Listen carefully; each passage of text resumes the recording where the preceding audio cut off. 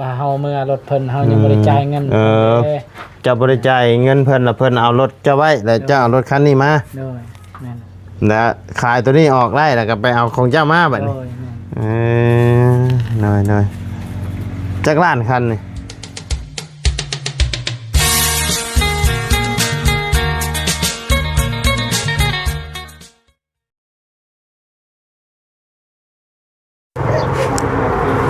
ทักทายกับสบายดีเนาะพ่อแม่พี่น้อง FC เบิร์ดสุขุสู่คนเพราะว่าอยู่ในและต่างประเทศก็ยินดีต้อนรับเข้าสู่ช่องบ่ไล่พาลุยคือเก่าพี่น้องโอ้ยฝนตกแล้วบัดนี้แห้งร้อนแห้งพี่น้องเอ้ยพบเจอกันมื้อนี้ก็อยู่ทางบ้านน้องไส้เนาะพี่น้องเอ้ยเห็นมีทั้งลุงหนวดสร้างไม้สร้างหยังมาแล้วพี่น้องเอ้ยมื้อนี้สร้างเพิ่นก็มาลงมือเฮ็ดห้องน้ำแล้วเนาะพี่น้องเอ้ยไปเดี๋ยวเข้าไปเบิ่งไปชมน้ำกันเลยเนาะพี่น้องโอ้พี่น้องเอ้ยสร้างได้เพิ่นก็มาลงมือเด้อเนาะมื้อนี้เนาะโอ้ยสบายดีเด้อโอ้ยมาแต่เช้าพุ่นบ่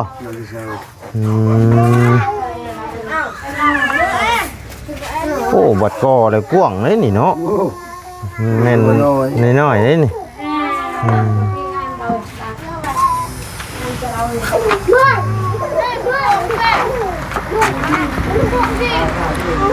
อันบงกบนี่ได้ตัดออกอีกแล้วนี่เนาะตัดเลยมีซื้อบ้านต้องไปช่างแท็กนี่ก่อนต้องแทะก่อนเนาะต้องแทะต้องช่างเลยนี่บ้านมีลิมิต70จะว่าจะมาแบบว่าเอาเข่าไปเปิดข้างในผมก็ได้ปะได้ยุ่งแต่มันขี้ลายขี้ได้เนาะส่งเม็ดของพี่มันขี้ลายกายมาพี่เนาะอ๋อนี่มันบ่งามเนาะโอเคช่างบ้านเม็ด70อีกโดยช่างบ้านเม็ด70เอาวันนี้เนาะทางใดได้มันก็แล้วมาตายเฮือนคือเก่า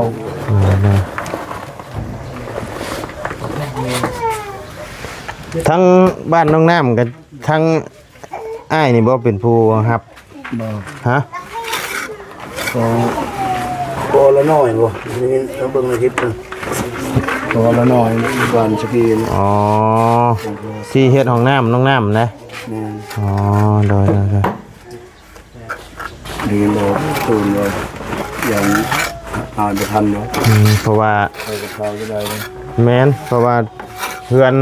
ประตู7 ปีอีกเนาะอย่ามันบ่ทวงบ่ทัน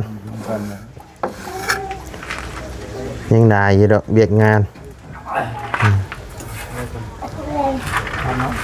อันนี้ก็ได้มือเต็มเลยนี่เนาะเพื่อสิแล้วกันเนาะ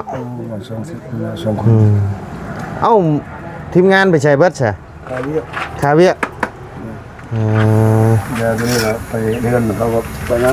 ำกันไปเฮ็ดเฮือนน่ะไปน้ำแต่ว่าตัวนี้น่ะปล่อยให้ลูกพี่เฮ็ดก่อนเนาะพวกนี้คือว่ามันน้อยเลยมี10 ล้านนั่นบ่อ๋อมาก็ยังบ่คุ้มบ่ก็ได้ให้ที่เจ้า2 คนเฮ็ดบ่ได้มันรับเป็นงานเลยเรายังเรียกกันว่าเรียกนี้น้อยเราก็อาศัยมันเป็นงานเลยน้อยได้เรียกจะไป2-3ยังน้อยแล้วไปคือว่าฮับแล้วมันไปเวทมันบ่ครับน้อยเรียกกับเฮาเนาะเบียกเฮาก็แบ่งเวลาไปเอาเนาะมันจังบ่เสียงานเฮาครับตัวนี้ไปจ้างตัวนั้นก็คือเก่าแหละเงินมันคือเก่าน้อยคนผู้เดียวเลยลูกก็ยังน้อยจ้างปลูกมันบ่ปลูกมันปลูกกล้วยโอ้ปีหน้านี้เศรษฐีขายมันขายกล้วยเลยเนาะปลูกกล้วยนี่บ่ได้ปลูกตลอดแล้วปลูกกล้วยปลูกทีเดียวนี่จบเลยนายเนาะ7-8 ปี7-8 ปีปลูกเท่านึงบ่มันงานหมด10 ปีบุญงาน7-8 ปีเฮาบ่ได้ใช้ปุ๋ยบ่ได้ใช้หยังเลยบ่กล้วยมีแต่ปะไว้ซื่อๆเนาะนับแต่ข้าวนับแต่ยังละบ่ได้ใช้ปุ๋ยยังแค่นี้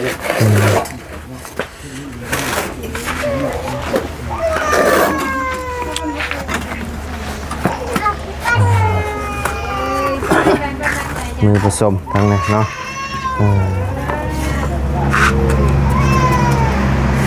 ทั้งบ้านประตูอะไรก็ตกลงราคากันแล้วเรียบร้อยเลยเนาะจักล้านไอ้21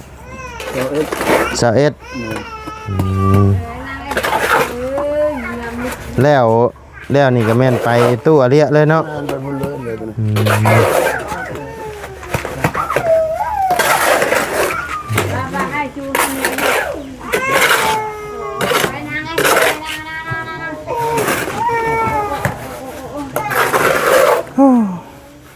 ฝนตกแห้งบ่อยู่นี่กินนี่ฮะธรรมดาพอดีให้เฮ็ดดินฮ้อนเนาะพอดีเฮ็ดให้อายดินขึ้นให้ฮ้อนครับพี่น้องเอ้ย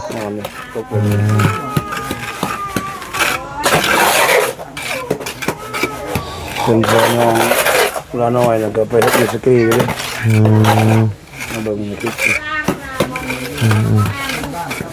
เฮ็ดอยู่สกีเลยเป็นงามบ่ เฮ็ดห้องน้ำบ่ แม่นสกีพุ่นบ้านน้องน้ำอีก เลย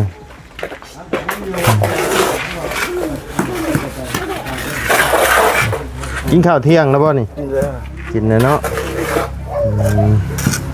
เป็นได้ยังชูกินชินโม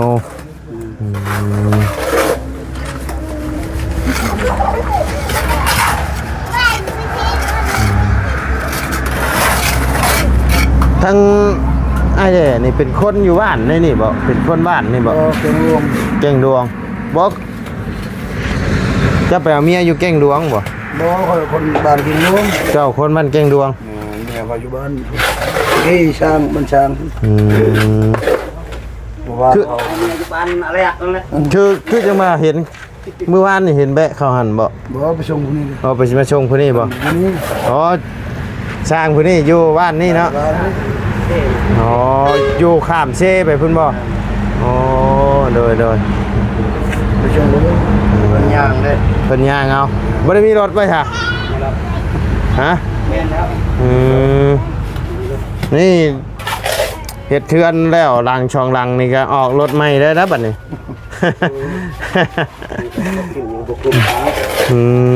เลี้ยงลูกเมียอีกน้อยถ้าไว้นั่นก็มีเขากินกันมีอยู่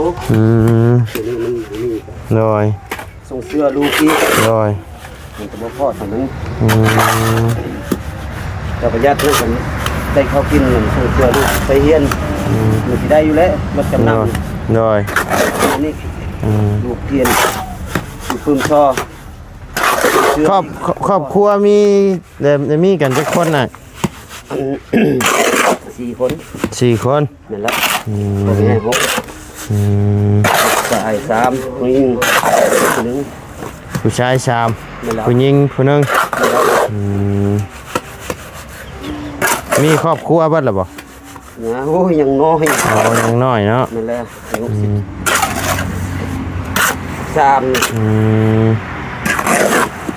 เจ้านี่อยู่บ้านในล่างในบ่แม่แล้วข้ามเชไปพุ่นเนาะข้ามเชน้อยข้ามเชเข้าไปอีกพี่น้องอยู่บ้านเขามาช่วยนั่นอวังนั่นแหละที่ว่าทั้งว่าเตียงเพิ่นแก้ไม้ไปแม่นแล้วช่วยหั่นบ่เพื่อนเจ้าก็อยู่แถวนั้นบ่แม่น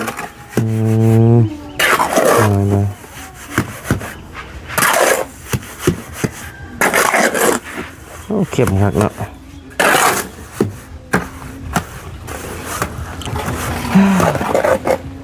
ฮอตคืออะไรใครย่อยเนาะมีลมพี่น้องเลยห่อนคืออย่างนี้ซองดอกซองลมกับทั้งลุงหนวดเพิ่นชื่อมาครบไปแล้วเนาะเป็นไม้เป็นตอกพี่น้องเลยครูเนี่ยมาเบิดเลยอ้าวสบายดีเด้อทั้งน้องดาวเพิ่นเนาะนอนแล้วกำลังยังนอนหาบอดอยู่พี่น้องว้ายนอนแล้วบ่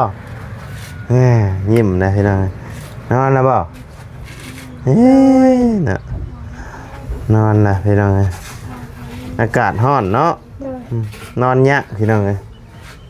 กระทับกระเทียอยู่แล้ว บอกกวนได้ซะคนน้อยสินอนแหละ เพิ่นอยากนอนแหละพี่น้องไงให้เพิ่นนอนกัน มันมีลม มีลม ฮอนหายใจมันออก ฮ้อนโธ่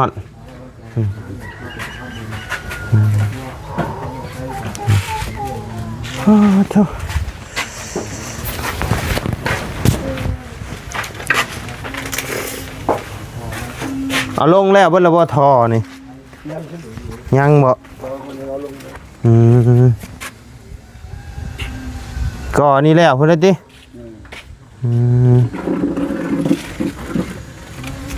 ตัดตัวนี้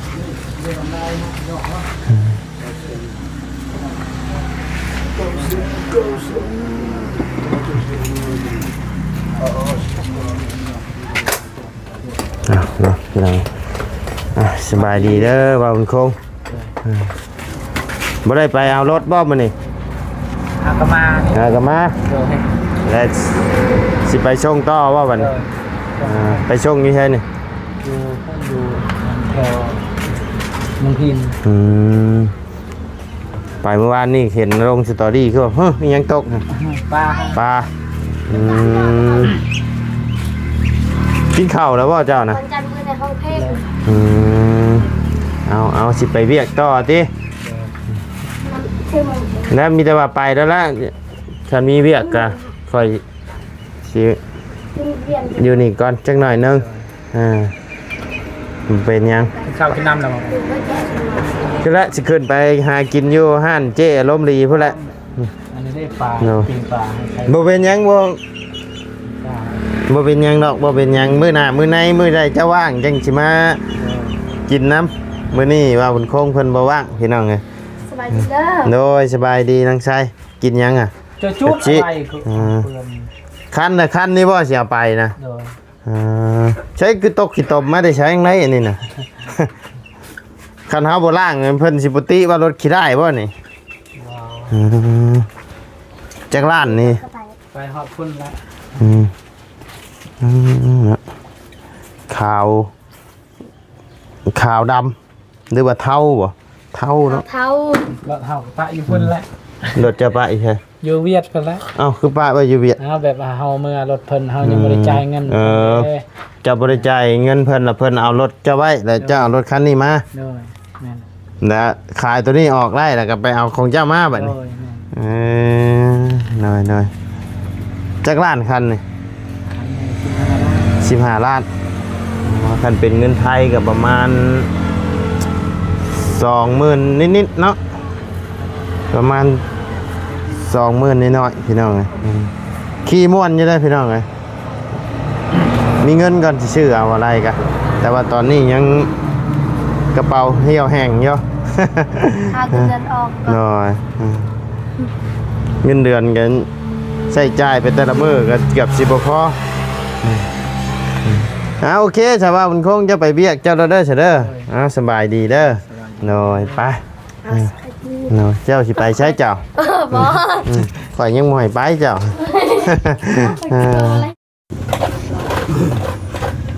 จานโจแอน มันห่อนแห้งโอ้โทรศัพท์เร่งเลยพี่น้อง ว้า ห่อนเนาะ หอนบ่ได้หลาย โทรศัพท์มันห่อนเร่งเลยเนาะบ่ห่อนบ่ต้องใช้ หอน ลงอาบน้ำเซบ่มันขุ่นเนาะอาบบ่ได้ดอก บ่ได้คนแล้วแต่บ่มีรถไป บ่มีรถไปเด้ยืมรถช่าง โอ้ย เนาะตู้เนาะ หมดน้ำมันพอ ส แห้ง บายดีเด้อตู้เด้อได้อาหารยังกินนะโดยได้อาหารยังกินนะ อาหารเป็ด อาหารเป็ดโอ้ได้กินของดี อ่ะ เด้ เดี๋ยว นี่ อันนั้นจะดอย กิน ข้าง กินข้าวลูก กินแม่กินเลิศเดี๋ยวลูกสิไปหากินอยู่พุ่นละบ้านดงพุ่นละน้องไส้เพิ่นก่อน บ่ไร ฮะ บ่กินบ่ อีหยังเอามาได้ใช่ รำเฮียไปช่วย ชื่อบ่ ป่าเพิ่นป่า เอามาที่เฮือนป้า ไปลาบา กินดอกปิ้งได้ ยาละมือใหม่เพิ่นละ รอปีกนี่ยังทันได้ปีกนี่ ยังบ่ทันปีก ชี้เอา ปลาเซ่บ่นี่นะ โดยปลาน้ำเส้น ปลาน้ำเซ่พี่น้องเอ้ย ก็เห็นบ่ ปิ้งตำหมักทั่วคัก มื้ออื่น ๆมื้ออื่นนะ โดย มื้ออื่นสิซื้อหมักทั่วมาตำกิน อย่าลืมได้บ่ไหล โดยคันบ่ลืม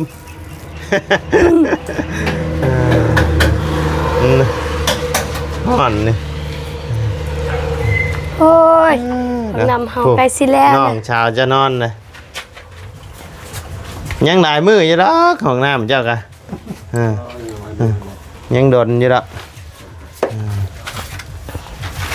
เพื่อสิได้ใส่งานกับประมาณทิศ2ทิศพุ่นแล้วเนาะอดเอาสบายแล้วบัดนี้ ปกติค่อยบ่ได้เข้าในแถวนี้ค่อยบ่กล้าเพิ่นค่อยไปเข้าอยู่ห้องน้ำ ไปแล่นมือเข่าของน้ำพวก โดย โดย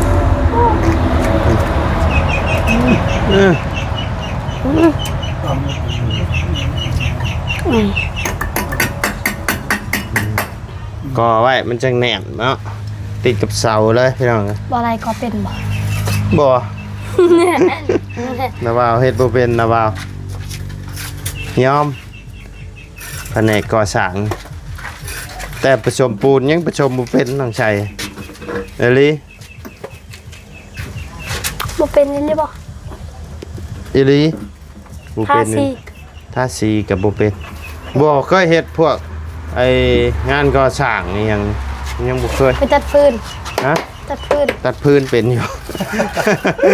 เป็นอันนั่งนะสร้างเป็นอัน เป็นเยอะนี่แต่ว่าผ้าไหมผ้าอย่างนี้เฮ็ดไรเยอะตัวนี้ผ้าไหมตัดไหมได้เยอะไหมฮะขับรถบ่เป็นขับรถกะ เอ้ยน้าเบามีน้าเบาก็เป็น แล้วมันบ่มีนี่นะจังบ่เป็นนะ คันมีนี่ก็เป็นอยู่แล้วบ่ยากแล้วขับรถนะ เครื่องบินก็ได้ แม่นว่าแต่มี เพื่อนบ่ได้เฮ็ด หน่อย โอ้โหแหละ แม่น มันต้องเฮ็ดต้องฮู้อยู่ แม่น ยังเกินคนเฮาบ่มีเขาบ่ฮู้หมด หน่อย ต้องมีต้องฮู้แหละ แม่น สังรัฐตัวมันรู้แล้วมันมีมันบ่มีมันบ่ฮู้คือกัน หน่อยส่วนใดที่เฮามีเฮาฮู้แล้วเนาะพาไม่เส้นไม่หยังนั่นนี่พาได้เยอะ อะไรวะเป็ดเฮาใหญ่ไวบ่ ใช่เป็ดอันแดนตามก้นกันเซลๆหั่นบ่ นี่ ใหญ่ไว้เยอะแล้วว่าเลี้ยงเป็ดบ่ได้แต่ว่ามีแต่ตายเบิด เพราะว่าตายเล่นน่ะเบาบ่ได้เกลือ เกลืออยู่ เกลือน่ะเบาไปถ่ายคลิปนี่จิกสิเกลือเดี๋ยวใดมันก็อดตายแหละ แต่ว่าเฮาก็ให้ลูกให้เมียแล้วเกลือ แต่ว่าบ่อยู่ตายขั้นไก่อันนี้ได้อยู่เลี้ยงไก่แล้วแพ้ลายอยู่ไก่ ได้ไลน์มาให้คอยนะเด้อ เจ้าบ่มีบ่ บ่บ่มีไก่ เจ้าบ่มีไก่เลยบ่ บ่มี บ่มีจักโตเลย มี2ตัว มีสองโต ไก่ตี อืม ไก่เห่าบ่มีแต่ไก่ไก่ ฉันมีโอกาสระบาวได้ออกหน้าระบาวสิเอามาผากดอก ส่วนหลายบ่ได้คอยออกนะ หน้านะเปล่าอยู่ใส่บ่ โยอยู่พุ่นแล้ว อ๋อ อยู่ไกลโย อ๋อแล้วบ่คือบ่เลี้ยงอยู่เฮือน บ่เพราะว่าเพิ่นนอนอยู่ให้อยู่หน้าแล้วก็เลี้ยงอยู่นะ อืมแล้วบ่ประยันเพิ่นรักบ่ เอาเฮานอนเผาอยู่ อ๋อบ่ได้นอน พอเฒ่าก็ไม่เฒ่าเพิ่นนอนประจำอยู่หน้าเลย เจาะน้ำเจาะหยังให้เพิ่นชื่อไพสราเซลหยังให้เพิ่นอยู่พุ่นประจำอยู่พุ่นเลย กินข้าวก็อยู่พุ่น แม่น บ่ได้ออกเมืองแล้วบ่ ก็ออกงามไปเพิ่นอยากออกเพิ่นก็ออก อืมเพราะเขาม่วนอยู่นำคนแซ่ๆเด้ ก็ม่วนคือกันอยู่หน้าก็สิม่วนไปอีกแบบ เพราะว่าอยู่ทั้งบ้านละบ้าวชวนหลายเพิ่นบ่ค่อยอยู่บ้านกันเด้มีแต่นอนอยู่ให้อยู่นะ อืม เพิ่นบ่ได้คอยอยู่บ้าน นอกจากมีเวียกมีงานเนี่ยเพิ่นเข้ามา อ๋อข่อยนอนอยู่เฮือนและสบายเย็นเฮือนกอง แม่นบ่ เปิดพัดลม เฮือนก่อยามนี่ก็ฮ้อนคือกันได้เฮือนก่อก็จะว่าได้ว่าเย็นนะ กันเลย คือกันแห้งฮ้อน มันบ่มีแอร์เลยมันมีแอร์ว่าจะ คันว่ายามหนาวน่ะดี แม่นแล้ว เข้าไปแล้วมันอุ่น ยำมันอุ่นน้ำมันคือปันมัน หน่อย ใส่กระดูก พี่เป็นยาวมาไข่ไข่ อ่า ไข่ เอาคือคือ แต่มึงเยอะแยะเนี่ยมึ ตั้ ง งไง กั กัน นดูตะกัดเย็นสะดาว เออ หน่อย สะเดาโพดรักแจวเลย เอาเสร็จแล้วอ่ะไปน้องชายไปเอาขนมไปอ่ะซื้อขนมมาฝากน้องชายเพิ่นก่อนพี่น้องซื้อขนมมาฝากน้องชายเพิ่น เอ็นเยอะ มาเอาพี่น้องนะชาย อะไร อ่อนบ่ ตกใจ ตกใจบ่น้องชาย ตกใจว่าบุญขึ้นห้องยัง อึ๊บ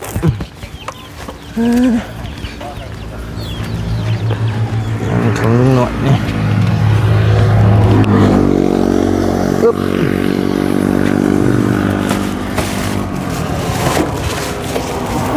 น้องชายขนม โดยขอบใจเด้อ เราว่าไปป้าไอ้เลิศแบบนี้เด้อ โดย ไปหาเมื่อไหร่สิเข้ามาเยี่ยมยามไหมไปเวียกไปงานต่อก่อนโดยสบายดีเด้อ โดยสบายดีเด้อ มาขอไม้นะโอเคไปโดยโอเคเนาะพ่อแม่พี่น้องสำหรับคลิปนี้ทั้งบ่ไล่ก็สิได้ขอจบคลิปลงไม่เพียงสำนี้ก่อนเด้อพี่น้องเด้อขอบบุญขอบคุณพ่อแม่พี่น้องและ FC เพื่อย่อยอยู่เลยพี่น้องที่เข้ามาติดตามและรับชมทั้งช่องบ่ไล่พะลุยเนาะพี่น้องสำหรับคลิปนี้ก็ล่ำลาแล้วพี่น้องเอ้ยสบายดีเด้อเนาะไปพบเจอกันในคลิปหน้าเนาะ